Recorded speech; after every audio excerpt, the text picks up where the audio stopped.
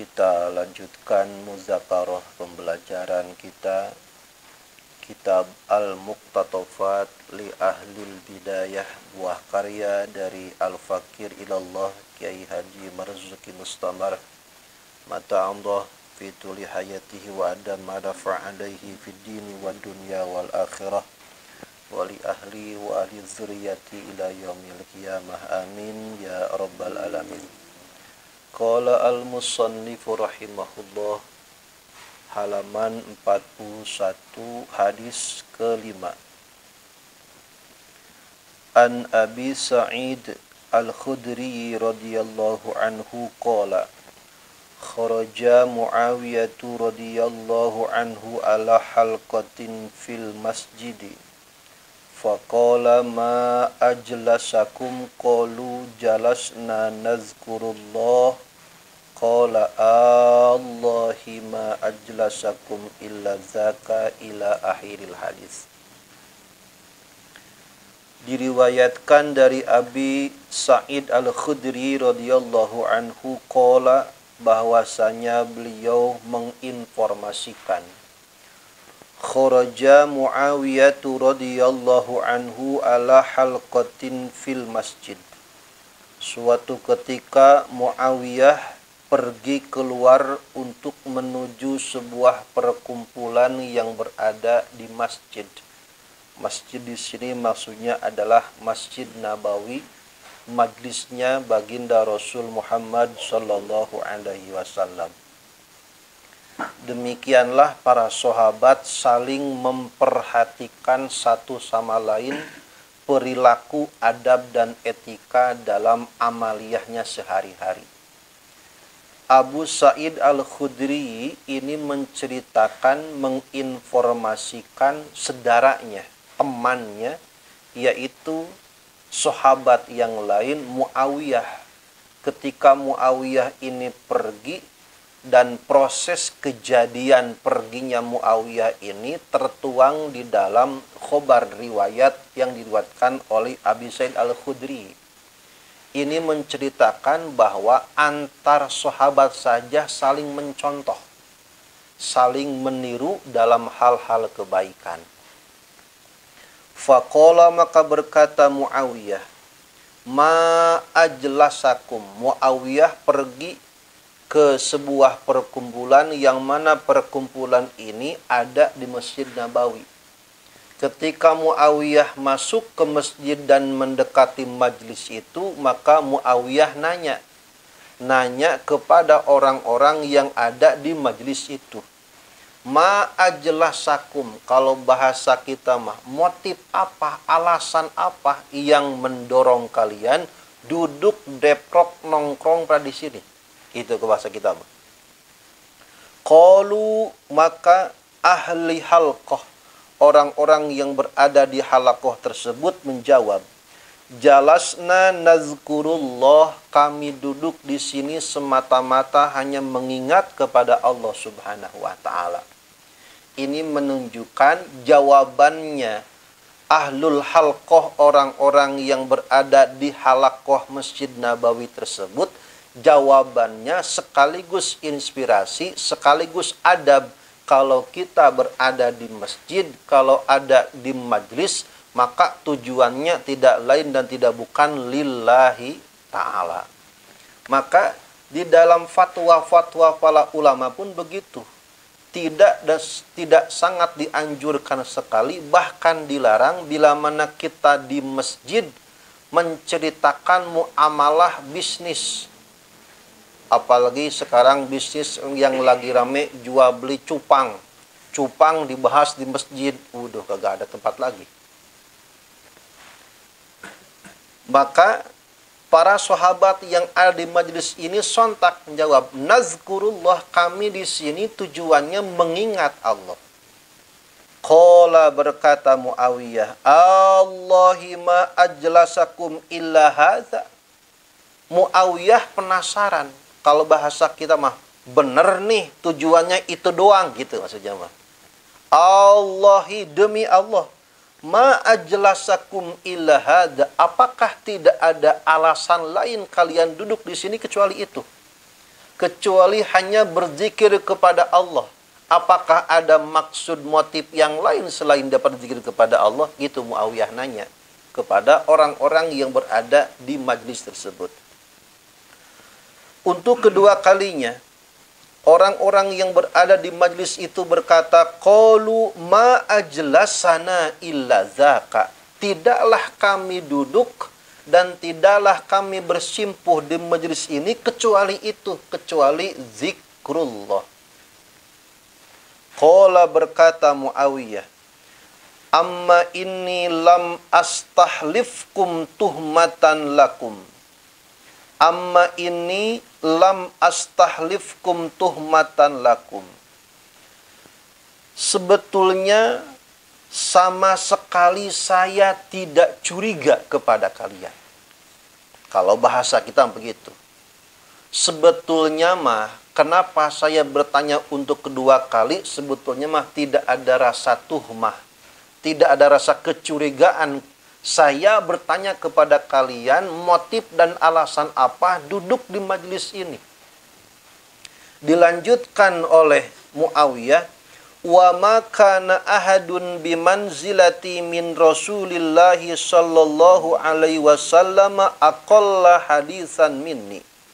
Ternyata Muawiyah nanya ke para sahabat yang duduk di majlis itu bukan tanpa alasan, apalagi curiga. Kenapa alasannya bertanya demikian? Wa ma kana ahadun bimanzilati, kalau bahasa kita mah soalnya para sahabat, tidak ada seorang pun yang seperti saya dalam rangka meriwayatkan hadis dari Rasul yang paling sedikit daripada saya. Ini menunjukkan kedengkian ataupun kehasudan, hasud dalam hal kebaikan. Sahabat yang lain sudah datang lebih awal. Sementara Muawiyah, yang mana Muawiyah ini adalah laisa ahadun bimanzilati, enggak ada seorang pun di hadapan Rasul yang paling sedikit meriwayatkan daripada saya. Saya saja yang baru sedikit meriwayatkan hadis, datangnya belakangan. Kok kalian lebih awal duduknya, lebih awal datangnya? Tujuannya apa? Ya, gitu. Melanjutkan perkataan Muawiyah, inna Rasulullah sallallahu alaihi wasallam kharaja ala halqatin min ashabi. Ketika mendengar Muawiyah berkomentar bahwa ia dan tidak ada bandingan di antara para sahabat yang paling sedikit meriwayatkan hadisnya kecuali Muawiyah, maka Rasulullah Shallallahu Alaihi Wasallam kharaja ala halqatin min ashabih, maka Rasul pun keluar menuju perkumpulan halakoh yang berada di antara para sahabat Rasulullah Shallallahu Alaihi Wasallam. Faqala, maka Rasul pun berkata alias bertanya. Ini berarti Muawiyah sudah kumpul dengan anggota majlis yang lain. Ketika Muawiyah dan para sahabat sudah hadir kumpul semuanya, Rasul pun nanya, ma ajlasakum. Hai kalian, apa yang menyebabkan kalian duduk di sini? Motifnya apa? Tujuannya apa? Visi misinya apa? Ngapain duduk di sini? Gitu kalau bahasa kita. Qalu, maka ahlul halqah, orang-orang yang berada di lingkungan halaqah tersebut menjawab, jalasna nazkurullah.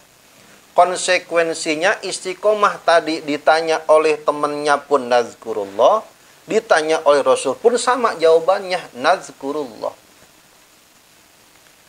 Wa nahmaduhu ala ma hadana lil Islam, dan kami memuji berterima kasih kepada Allah alama atas hidayah hadana lil Islam, yang mana Allah telah memberikan hidayah kepada kami lil Islam, dalam memeluk ajaran daripada Islam. Wa manna bihi alaina, dan Allah telah memberikan anugerah kepada kami, bihi dengan sebab masuk Islam, alaina kepada kami. Qala, berkata Nabi, Allahumma ajlasakum illa zaka.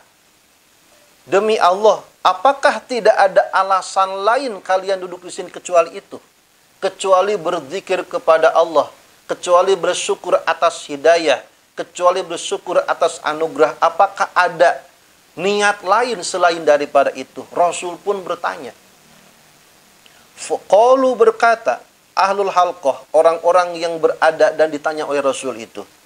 Wallahi ma ajlasana illa dzaka. Demi Allah, kami tidak duduk, kami tidak berkumpul di sini illa dzalika, kecuali itu. Itu yang mana? Itu yang tadi oleh orang-orang tersebut dijawab. Satu, mengingat Allah. Yang kedua, sebagai tanda syukur. Yang ketiga, akan hidayah dan anugerah yang Allah diberikan kepada mereka. Berarti, satu, zikir di masjid boleh. Syukuran, ekspresi bersyukur, berterima kasih kepada Allah di masjid boleh. Mengekspresikan atas anugerah pemberian Allah di masjid itu boleh. Qala berkata Nabi, ama inni lam astahlifkum tuhmatan lakum walakinnahu atani Jibril. Kalau bahasa kita dilempengin mah, sebetulnya saya tidak perlu bersumpah karena saya tidak curiga pada kalian. Akan tetapi walakinnahu atani Jibril. Tetapi Jibril datang kepadaku, kata Rasul. Fa'akhbaroni, dan Jibril menginformasikan kepadaku. Jibril datang, dan Jibril bukan sekedar datang, tetapi menginformasikan kepadaku, annallaha yubahi bikumul malaikata. Sesungguhnya Allah subhanahu wa ta'ala membangga-banggakan bikum, sebab kalian semua. Sebab kalian yang mana? Sebab yang kalian duduk di majlis, mengingat Allah, berterima kasih atas nikmat dan anugerah Allah subhanahu wa ta'ala. Kepada siapa? Mengagungkan dan membangga-banggakan dibandingkan dengan para malaikat. Kalau dibahasain mah kita, tuh lihat malaikat, hamba-hambaku manusia yang dulu oleh kalian dipertanyakan apakah ini manusia bisa ngurus bumi, dunia, dan sebagainya. Yang menurut para malaikat, manusia ini akan mengalirkan darah, tetapi tidak semuanya manusia seperti apa yang kalian sangkakan. Ternyata ada manusia-manusia yang bersyukur, taat kepada Allah, dan berterima kasih atas setiap anugerah dan pemberian Allah subhanahu wa ta'ala.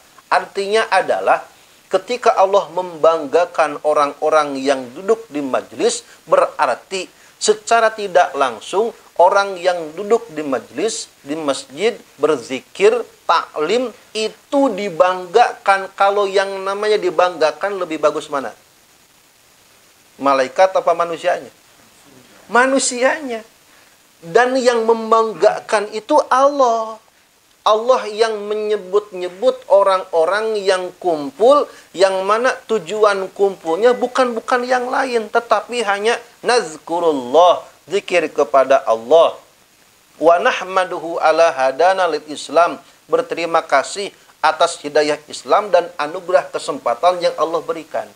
Kesempatan disyukuri, hidayah terima kasih, dan terpenting di dalamnya dibingkai dengan zikrullah. Ketika zikir kepada Allah ini menjadi syuhada, menjadi saksi di hadapan para malaikat sebagai bentuk pembuktian atas ketidakpercayaannya dalam tanda kutip malaikat ketika disodorkan amanah ini kepada gunung-gunung tidak mau, lautan nggak mau, bintang nggak mau, bumi nggak mau. Yang siap, yang menanggung adalah manusia.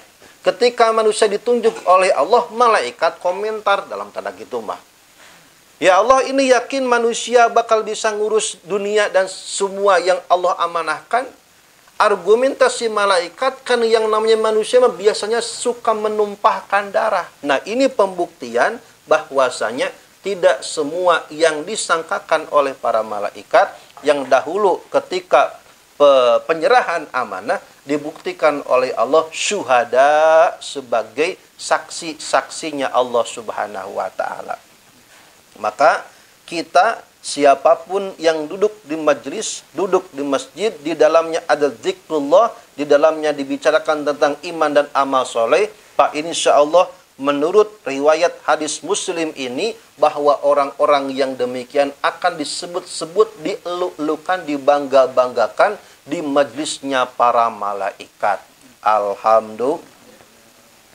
An Abi Hurairah radhiyallahu anhu, diriwayatkan daripada Abi Hurairah, majtama'a qaumun fi baitin min buyutillahi yatluna kitaballah wa yatadarasunahu bainahum illa nazalat alaihimus sakinah wa ghasyiyatuhumur rahmah wa haffathumul malaikatu wa dzakarahumullahu fi man indah. Seraya dengan pemaknaan annallaha yubahi bikumul malaikah, bahwa Allah membangga-banggakan, mengeluk-elukan manusia yang hadir di majlis taklim. Diriwayatkan daripada Abi Hurairah, majtama'a qaumun, tidaklah sekelompok manusia berkumpul. Tidaklah sekelompok manusia berkumpul. Di sini tidak disebutkan waktunya, tetapi disebutkan tempatnya. Tempatnya disebutkan, waktu nggak disebutin, berarti ini tanpa batas, unlimited, kapan baik ngumpulnya, gitu maksudnya mah. Maka nggak usah ada majlis masjid dikunci, karena menjadi peluang besar kepada siapapun untuk memanfaatkan fasilitas yang ada. Majtama'a qaumun, tidaklah sekelompok manusia berkumpul, dan tidak disebutkan kapan waktunya, tetapi Allah tentukan, takhsiskan. Di mana?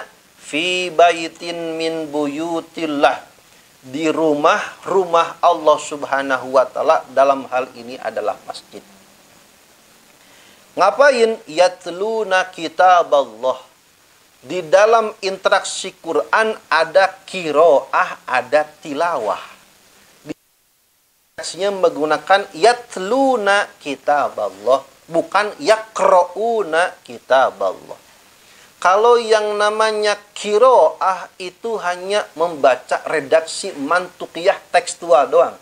Kita baca tanpa mentadaburi, tanpa membedah, tanpa melihat daripada penafsiran makna-maknanya, itu disebut dengan qiraah, bacaan atau membaca. Tapi jikalau menggunakan yatluna, tilawah, maka tingkatnya bukan sekedar membaca, tetapi membaca, menelaah, memahami, mentadaburi isi kandungan yang lagi dibaca. Oh, maka di sini redaksinya yatluna kitaballah, menelaah, mendalami ayat-ayat suci Al-Qur'an.